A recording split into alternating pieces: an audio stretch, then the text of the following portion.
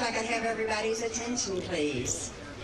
Great turnout. This is just wonderful. Welcome. Welcome to Richard Greene Linear Park and to Caelum Moor. My name is Lynn Healy. I am chairman of the Parks Board.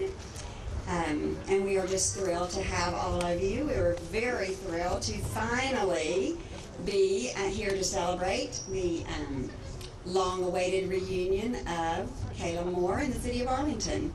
So before I do that, I just want to mention, and it's cold, and we're not going to take a lot of time to do this individually, but some guests of note I'd like to mention are my Park Board co-members are here.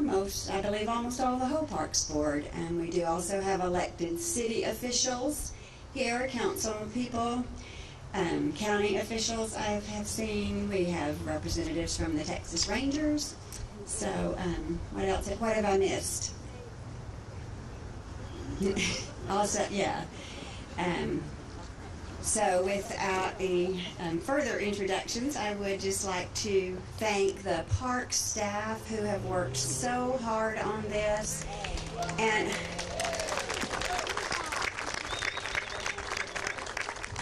the staff is huge, and I can't possibly mention everybody, but I do just want to mention Matt Young, Gary Packin, Deanna Garner, and all of their staff that work with and for them.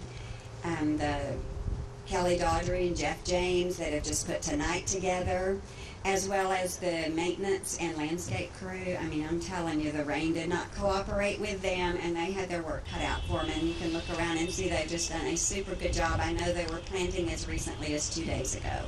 So there's been a lot of hard work put into this, and I think they've just done a super great job.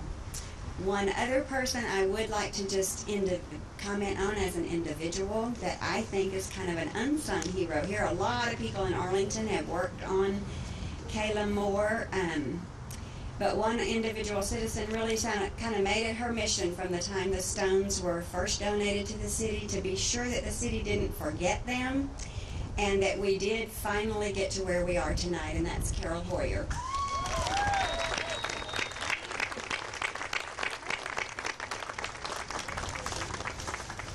All right, let's get on with the celebration then. I'd like to introduce our first speaker is Mayor Richard Greene. He was former mayor of Arlington, for whom this park is aptly named, a well-deserved tribute. He's currently regional administrator of the EPA, which was an appointment by President George Bush. I'll turn the mic over to him.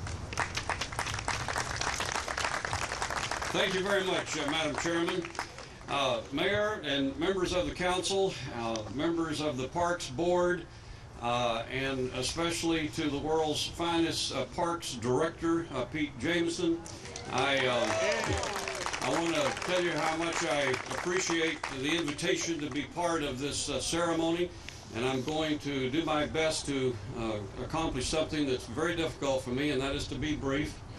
I also want to mention that my almost entire family is with us today. My son and his wife and their daughter, our granddaughter Ashley, is here.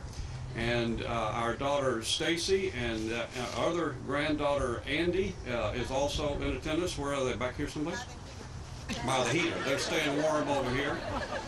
And of course my wife, and she really ought to be the one talking about this incredible occasion of Caelum Moor becoming a reality again in our community, because she was part of the original community group that Jane Kelton put together to help support and be advocates for this incredible experience that our community was involved in being gifted and then hopefully nourished and built upon in years to come. We were talking in the car on the way over that this is the first time in our memory of all kinds of volunteer service in the community where you were asked to help with a nonprofit project that was fully funded from the very beginning, Andrew. I mean, that's very unusual, but this was a dream of Jane Kelton and one that she was extraordinarily proud of. And it was my great pleasure to serve as mayor during the development of that project and to go watch Norm do his handiwork out in the quarry, and to then see it become a reality. And then it was a sad day when the developments of the economy resulted in the stones having to be taken down and removed.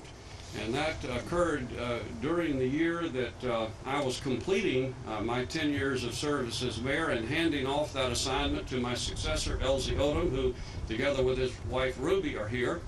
And then we began a journey that continued up until today to try to figure out how we were going to get them reestablished, because this is a unique and one-of-a-kind experience, and our community must not allow it to be concluded with the removal of the stones, that they had to be put back into place somewhere in the community. Now, there's folks in the audience that were part of a number of those efforts, including the Johnson Creek project, including an assignment that we made to volunteers in the community to help find the proper location. There was some very dark days when somebody suggested, well, why don't we just sell them? And there were even darker days when somebody said, well, why don't we just give them to somebody who will use them, because we're not. And Elsie, in leading the no answer to both of those questions, ensured that we were going to maintain possession of them until we could find a way to properly do it. Wayne Ogle, a colleague of mine on the council at the time and currently on the school board, was involved in much of that journey, and I'm glad to see him here today to help celebrate what has taken place. Let me just point out in conclusion that the reality of where we are today, and standing here in this location, which, by the way, is extraordinarily meaningful, and I apologize for being so prideful about it, but being in the Richard Greene Linear Park is an extraordinary development that we point to with even a greater sense of pride, that not only is the park, which is clearly the greatest honor that I have ever received, bearing my name and the name of our family, but now we have this world-class attraction that is right in the center of it, and in the center of a location that is not duplicated anywhere on earth. We have the world's finest baseball park that has been here a long time now, opening year 1994, hosting the All-Star game in 1995. We've got a place where a football team plays over here, and the owner of that football team insists this is the 8th wonder of the world, and he hadn't found anyone to really dispute that with any credibility.